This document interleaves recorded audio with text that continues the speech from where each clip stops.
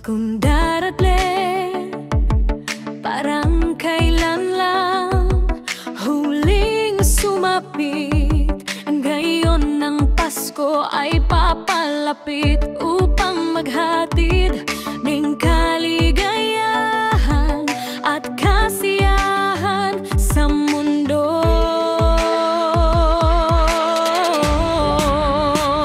Sa Paskong darating, tayo ay magmahalan, magkantahan, magsayawan.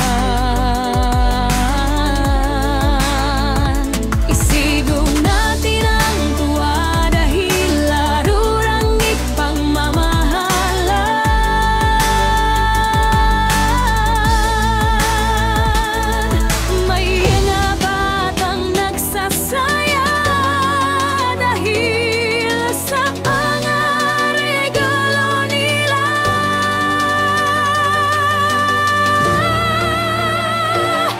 Huwag sana nating kalimutan ang bukod tanging dapat pasalamatan. Siya ay ang ating magkapal na sa atin nagmamahal.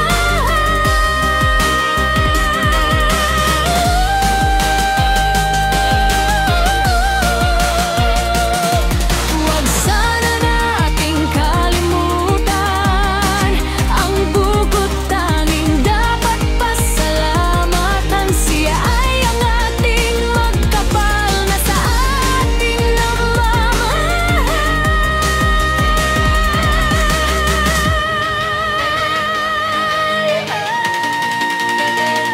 Sa Paskong darating,